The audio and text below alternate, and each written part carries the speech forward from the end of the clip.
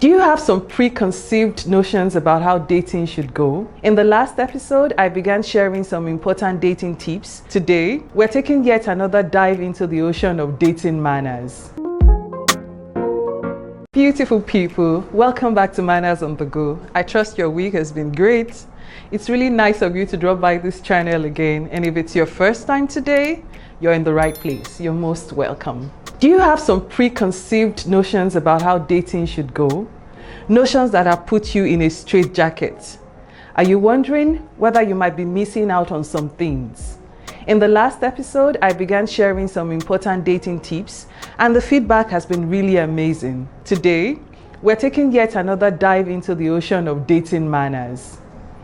A date doesn't have to be complicated or all figured out. It's simply your chance to get to know the other person and find out whether having a relationship journey with them is worth considering.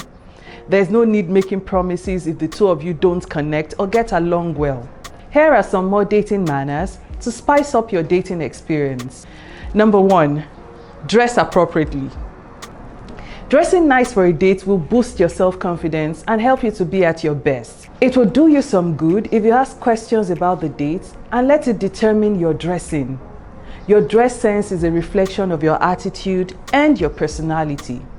Clothing is a form of self-expression, says Marc Jacobs. There are hints about who you are in what you wear. Dear girl, classy girls don't overexpose, and certainly not on a date. No midriff bearing tops, no revealing décolletage or macro mayonnaise. Let's keep them guessing. Number 2, be straight on what you want. Politely let your date know what your expectations are, depending on how and where you both met. Take out the opportunity to build rapport. Find out what your date's expectations are and decide whether it is something you can afford. Number 3, give them your attention. You need good listening skills when you're going on a date. Of all the people in the world, they've chosen to have a date with you. Never take that for granted.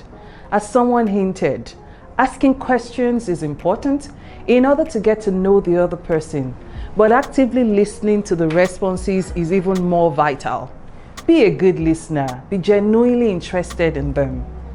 Number 4, find something to compliment about their look. This will add to their confidence and help open up the conversation.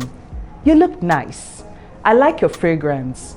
That's a perfect outfit, are some of the words you can use to welcome your date. Small, thoughtful gestures are typically appreciated and show that you're a genuine and sweet person. There's a good chance he or she took some extra time to get ready for this date. So please, find something you can compliment. Number 5, avoid being judgmental. Be as open-minded as possible. Dating is for mature people and not children. And one characteristic of maturity is open-mindedness.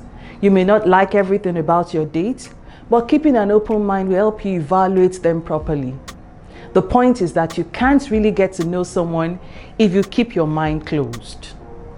Number 6, avoid talking about your ex or dwelling on them. Talking about past relationships or breakups gets really heavy fast, and the first few dates should be light and relaxed. Save them the gist about your ex. They didn't come to meet him or her. If you are asked, you can decide to divert the conversation with something like, I'd be glad to tell you about it when we get to know each other even a little better. For now, let's just enjoy knowing each other. Keep it simple. When it becomes apparent that you're really into each other, then you can add talking about past relationships to the mix. Number 7, take a stand if they're about to cross your boundaries. It's fine if you politely call their attention to your boundaries and philosophy of life. Don't let them step on your toes unnecessarily. Let them know your stand on certain issues. Like a wise man once said, if you don't stand for something, you will fall for anything. Also, if you don't feel comfortable or safe, do not worry about staying to be polite. Definitely get out of there. Number 8, let them know if you're emotionally ready or not. Be honest enough to let them know if you're emotionally available for a relationship or not. Don't play with their feelings when you're not fully decided whether or not you're ready to commit to the relationship. Decide within yourself and be clear on this. Let me end this episode with these words by Mandy Hill. Hope for love, pray for love, wish for love, dream for love, but don't put your life on hold waiting for love. Be the best version of yourself anytime you show up. Love will happen when it will. Please like this, make a comment, and share with your friends too. See you in the next episode. Goodbye.